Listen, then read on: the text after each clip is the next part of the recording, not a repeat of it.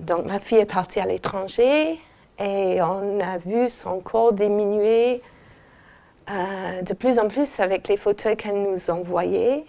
On était très très inquiètes. Elle nous rassurait avec un discours très sensé, très logique, en visio.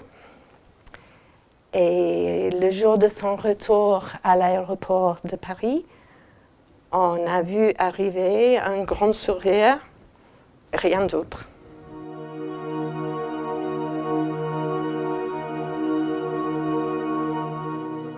Nous sommes à la clinique Béthanie, à Talence, en fait à Bordeaux, en face du campus universitaire de Bordeaux. Nous sommes à l'hôpital de jour des TCA, où nous accueillons des jeunes gens âgés de 16 à 25 ans, souffrant de 3 grandes formes de troubles. D'une part l'anorexie mentale, d'autre part la boulimie nerveuse, et enfin l'hyperphagie boulimique, en sachant que ces 3 types de troubles peuvent alterner dans le temps chez un même patient, qui peut passer de l'anorexie à la boulimie et de la boulimie à l'hyperphagie. L'anorexie mentale, dans sa version restrictive, consiste pour ces jeunes gens qui sont majoritairement des jeunes filles, à 95 ou 98%, consiste à se priver, à faire sauter des repas, à jeûner, bref, à réduire de manière considérable leur ration alimentaire pour perdre du poids, car leur hantise, c'est de grossir. Elles sont dans la restriction, dans le contrôle et dans l'élimination sous toutes les formes possibles, en buvant beaucoup d'eau, en cherchant à faire de l'hyperactivité, en cherchant à s'exposer au vent et au froid pour perdre des calories, le but étant éviter de grossir et donc en réalité maigrir. La maladie, c'est tout simplement avoir le contrôle de tout, et notamment de son corps. Par exemple, quand moi je me levais le matin, j'allais sur la balance et je me pesais et il ne fallait pas que je prenne 1 gramme de plus. Dans l'anorexie mentale restrictive, la jeune fille qui cherche constamment à perdre du poids, à maigrir, ne sait pas, n'a pas encore conscience qu'en réalité, la hantise de grossir, c'est la hantise de grandir. Elle voudrait revenir à un état antérieur, elle voudrait redevenir enfant, elle voudrait effacer les formes corporelles de la féminité naissante après la puberté, elle voudrait tout contrôler, tout bloquer, tout figer à un état antérieur. Il y a comme une anesthésie des émotions, donc comme si c'était tout étouffé, comme si on étouffait tout ça sous un coussin. Et là, en ce moment, justement, avec la prise en charge, il y a tout qui ressort un petit peu et c'est un peu fouillis, parfois c'est dans les extrêmes. Donc parfois je me mets en colère sans savoir pourquoi, ou je me mets à pleurer sans raison particulière. Mais voilà, ça sort et je pense qu'il faut que ça sorte. Dans leur volonté de contrôle de tout, y compris de leurs émotions, nos patientes finissent par perdre et la capacité de les identifier et la capacité de les exprimer, ces émotions. Et ça s'appelle l'alexithymie. Nous cherchons, avec nos ateliers de médiation, à les aider à en sortir. Je ne sais pas ce que je ressens, je suis tout le temps débordée par elle, mais je ne sais pas pourquoi et je ne sais pas ce que c'est. Et du coup, je ne sais pas les contrôler. Quand tu ne les contrôles pas, ça se traduit comment? En restriction alimentaire ou en excès. Donc soit c'est l'anorexie, soit c'est les crises vomitives, soit c'est la boulimie. La boulimie nerveuse, c'est l'autre versant de l'anorexie mentale. C'est très souvent associé en alternance. Ça consiste, au lieu d'être dans la retenue, d'être au contraire dans le lâchage. Et donc à ce moment-là, l'adolescente a besoin d'avoir des crises de frénésie alimentaire au cours desquelles elle absorbe une grande quantité d'aliments, puis, parce qu'elle a la hantise de grossir à cause de ses excès, elle cherche par tous les moyens à faire disparaître ces excès par le biais des vomissements provoqués, mais aussi de l'hyperactivité, des laxatifs, de toutes les formes possibles d'élimination. Et elles sont très savantes dans la connaissance de ces méthodes d'élimination pour éviter de prendre du poids. L'hyperphagie boulimique consiste en crise d'excès alimentaire, donc exactement comme les crises de boulimie, avec une différence essentielle, c'est que le jeune concerné ne va pas pratiquer des méthodes d'élimination et donc, puisqu'il mange en excès, va forcément grossir, prendre du poids. La boulimie et l'hyperphagie boulimique ont en commun, finalement, d'être à la fois des conduites de lâchage, opposées à la retenue, et aussi, sans doute, de répondre à une espèce de besoin d'avidité orale, besoin de se combler de quelque chose, besoin de se remplir, évidemment, en regard de manque qui, réel ou supposé, touchent à leur intimité, à leur vie affective, à leur vie relationnelle, à leur histoire personnelle et à leur histoire familiale. On va sentir une émotion forte et on va prendre ce qu'il y a à la maison, peu importe, et on va manger, et en fait se sentir, on ne sent pas la satiété, on se remplit pour à la fois se protéger d'un côté. C'est un mécanisme qui est, on va dire, à double tranchant parce qu'on a l'impression de se protéger, mais en même temps on se fait du mal. Tous les soirs, je commençais à manger par exemple un paquet de gâteaux qui soit salé ou sucré, enfin entier. C'est même pas y prendre plaisir, ça devient finalement une habitude à un moment donné, un besoin. La très grande majorité de ces jeunes gens et donc de ces jeunes filles sont redoutablement intelligentes, très compétentes et très brillantes, même si elles peuvent être évidemment en échec scolaire majeur. Mais parce qu'elles sont très compétentes et parce qu'elles ont de véritables ressources intérieures, notre philosophie du soin, c'est de miser sur leurs compétences au lieu de continuer à souligner leurs insuffisances.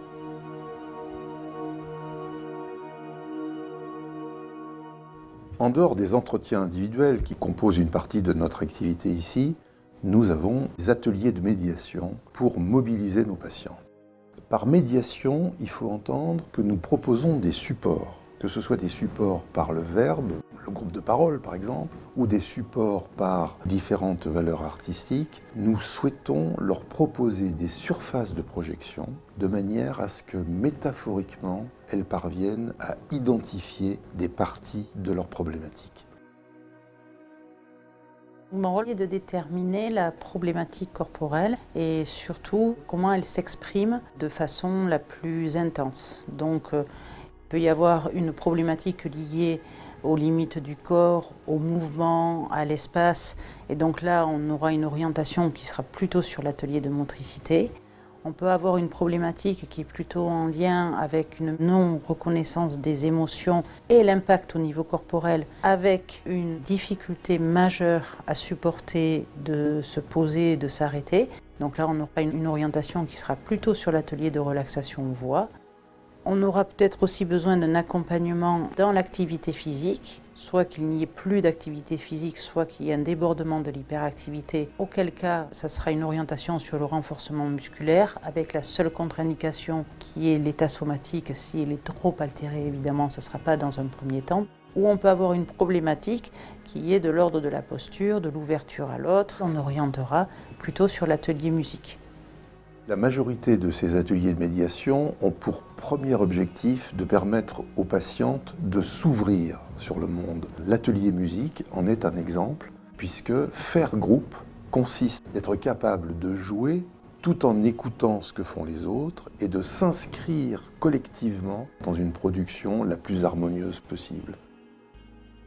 Trop souvent, les psys et les soignants sont vécus comme extérieurs. Là, nous sommes à l'intérieur du groupe et nous y jouons nos faiblesses et nos imperfections qu'elles peuvent donc observer et ainsi sortir de ce fantasme de perfection qui trop souvent les envahit. Au début, je ne trouvais pas l'intérêt. C'est au fur et à mesure de le faire que je me rends compte que ça me fait du bien sur comment m'affirmer et prendre de la place. Je me sens bien, parce que peut-être que je ne réfléchis pas non plus à ce à quoi je réfléchis quand je suis toute seule. C'est un endroit où je lâche prise un petit peu. C'est ça qui fait du bien, de lâcher prise aussi.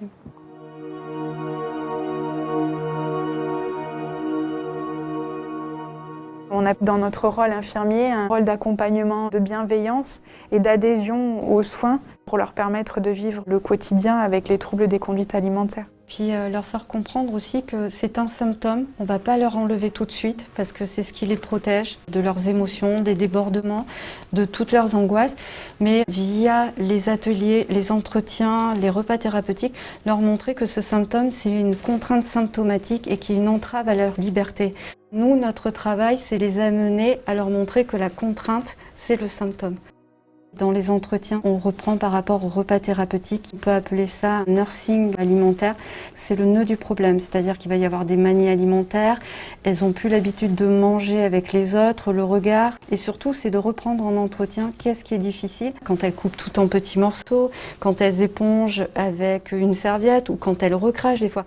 Le but, c'était de voir le repas comme un moment de partage et pas comme un moment de torture comme on le voit quand on est tout seul. Le plateau, c'est vraiment notre cadre alimentaire, c'est vraiment de se réapproprier tout. On n'est pas forcé de tout manger, on fait comme on veut, on n'est pas jugé. Mais si les infirmières estiment que c'est pas assez ou que c'est trop ou que ça va pas, elles nous prennent un entretien à part et on en discute. C'est comme une prise d'engagement. On arrive, on sait qu'il y a toute une équipe qui va nous aider sur plusieurs pans. Si on faisait que les ateliers, ce serait pas pareil parce que les entretiens sont vraiment là pour nous aider à comprendre comment on avance. Parce que dans les ateliers, on évolue aussi en même temps. Je pense que c'est important d'avoir les deux. Quand on souffre de ce type de troubles, on arrête d'écouter notre corps. Je ne sais pas si vous savez, mais il y a un proverbe tibétain qui dit qu'il faut apprendre à écouter son corps quand il chuchote pour ne pas l'entendre parler quand il crie. Dans n'importe quel cours de yoga, on fait les asanas, les postures pour travailler notre corps et pour pouvoir arriver à la fin à ce moment de méditation où on peut arriver à lâcher prise. Nous sommes convaincus que pour soigner ces adolescentes et jeunes adultes en souffrance, nous devons pratiquer impérativement l'alliance thérapeutique avec leur entourage proche, évidemment en premier lieu leurs parents. Elle se bat face à la maladie, mais nous on se bat pour rester forts et pour être capable de trouver une solution à nos enfants. On est dans l'angoisse la plus totale, on voit son enfant dépérir, on n'a pas les mots. Et l'avantage de cette prise en charge, c'est qu'elle prend aussi en charge les parents. Et du coup, on a des réponses à nos questions. On a des réunions de parents, on a des réunions avec des praticiens. Et c'est rassurant pour tout le monde et on sent au fil des jours, ça se passe mieux. Elle retrouve confiance en elle. Elle retrouve son rayonnement qu'elle avait, mais un rayonnement, je dirais, intelligent. Pas forcément pour montrer qu'elle rayonne, mais juste parce qu'elle rayonne elle-même, tout simplement. La crise sanitaire a été responsable d'une augmentation considérable de troubles chez les adolescents, en particulier de troubles des conduites alimentaires.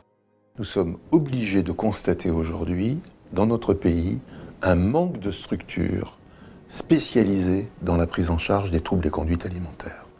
Il y a un manque de lits, il y a un manque de places dans les hôpitaux de jour, il y a un manque d'équipes mobiles pour l'hospitalisation à domicile. La prise en charge des TCA nécessite plusieurs modalités de soins.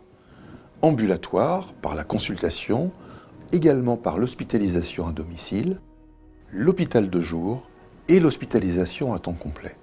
Nous avons besoin d'articuler ces différentes formes de soins en fonction des besoins de nos patientes qui, à certains moments, lorsqu'elles sont dans la restriction absolue, ont besoin d'hospitalisation, ou à l'inverse, lorsqu'elles sont en crise de boulimie itérative et qu'il faut des périodes de sevrage. Et je veux dire en fait qu'on peut en guérir. C'est long, ça prend du temps, moi j'ai l'impression d'être en rémission, mais la résurgence, elle est encore plus belle. Donc c'est dur, mais voilà. Juste de l'émotion positive.